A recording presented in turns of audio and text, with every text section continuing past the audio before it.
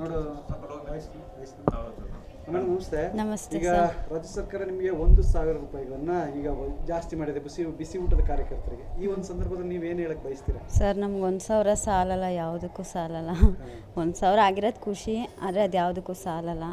ಇನ್ನು ಸ್ವಲ್ಪ ಈಗ ಬರೋ 1,000 ನೀವು ಎಷ್ಟು ನಿರೀಕ್ಷೆ ಮಾಡಿದ್ರಿ? ನಾವು ಒಂದು 10,000 ಮೇಲೆ ನಿರೀಕ್ಷೆ ಮಾಡಿದ್ವಿ. ಅದ್ರಾಗೆ ಇದು ನಮಗೆ ಏನು ಖುಷಿನೂ ಇಲ್ಲ, ಏನೂ ಇಲ್ಲ. ಬರೀ ಕೇವಲ 1,000 ಬೇಜಾರೇ ಸರ್. ಬೇಜಾರಾಗ್ತದೆ. ಇದು 1,000 ಹೋದ ವರ್ಷನೇ ಜಾಸ್ತಿ ಆಗಿತ್ತು ಸರ್ ನಮಗೆ. ಅವರು ಅದೇ ಇನ್ನೂ ನಮ್ಮ ಕೈಗೆ ಇನ್ನೂ ಕೊಟ್ಟಿಲ್ಲ. ಈಗ 1,000 ಅಂತ ಹೇಳ್ತಾ ಇದ್ದಾರೆ ಬಜೆಟಲ್ಲಿ.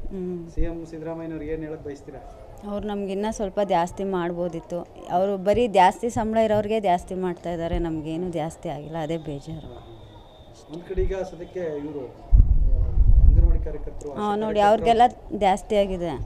ನಾವು ಅವ್ರ ಜೊತೆ ಸ್ಟ್ರೈಕ್ಗೆ ಬೆಳಗಾವಿ, ಬೆಂಗಳೂರು ಎಲ್ಲ ಕಡೆ ಹೋಗಿ ಮಾಡ್ತಾಯಿದ್ದೀವಿ. ಆದರೆ ಅವರಿಬ್ರಿಗೆ ಜಾಸ್ತಿ ಆಗುತ್ತೆ, ನಮಗೆ ಮಾತ್ರ ಜಾಸ್ತಿ ಮಾಡೇ ಇಲ್ಲ. ಯಾಕೆ ಬಿಸಿ ಊಟದ ಕಾರ್ಯಕರ್ತರು ಅಂದರೆ ನಿರ್ಲಕ್ಷ್ಯನ ಸರ್ಕಾರಕ್ಕೆ? ನಿರ್ಲಕ್ಷ್ಯನೇ ಸರ್, ನಿರ್ಲಕ್ಷ್ಯ ಕಾಣ್ತಾ ಇಲ್ಲ ನಾವು. ಅವ್ರಿಗಿಂತ ನಮ್ಮದೇ ಸ್ಟ್ರೆಂತ್ ಜಾಸ್ತಿ ಬಿಸಿ ಊಟದಲ್ಲಿ, ಆದರೆ ಅವ್ರಿಗೆ ಜಾಸ್ತಿ ಮಾಡ್ತಾಯಿದ್ರೆ ನಮ್ಗೆ ಜಾಸ್ತಿ ಆಗಿಲ್ಲ. ನೀವೇನು ಹೋರಾಟ ಹೇಗೆ ಮುಂದುವರಿಸ್ತೀರಾ? ಹೇಗೆ ಮುಂದೆ ಏನಾದರೂ? ಸರ್ ನಾವು 15 ವರ್ಷದಿಂದ ಮಾಡ್ಕೊಬಂದು ಈಗ ಬೇಜಾರೇ ಆಗೋಗಿದೆ ನಮಗೆ. ಕೆಲಸನೇ ಬಿಟ್ಟು ಹೋಗ್ಬಿಡೋಣ ಅನಿಸ್ಬಿಟ್ಟಿದೆ. ವರ್ಷದಿಂದ ಕೆಲಸ ಮಾಡ್ತಿದ್ದೀರಮ್ಮ?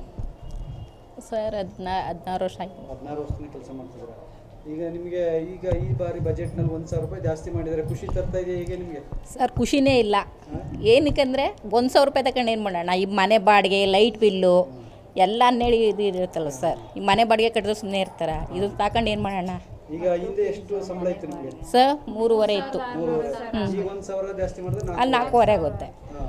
4,500 ಜೀವನ ಮಾಡೋದು ಹೇಗೆ? ಹೆಂಗೆ ಮನೆ ಮಕ್ಕಳನ್ನ ರೈಟ್ ಎಲ್ಲ ಜಾಸ್ತಿ ಇದೆ, ಮಕ್ಕಳನ್ನ ಹೆಂಗೆ ಇದು ಮಾಡೋದು? ನಮ್ಮ ಜೀವನಕ್ಕೆ ನಮ್ಮ ಜೀವನನೇ ನಿಮ್ಸಾಗಲ್ಲ, ಮಕ್ಕಳದು ಎಲ್ಲ.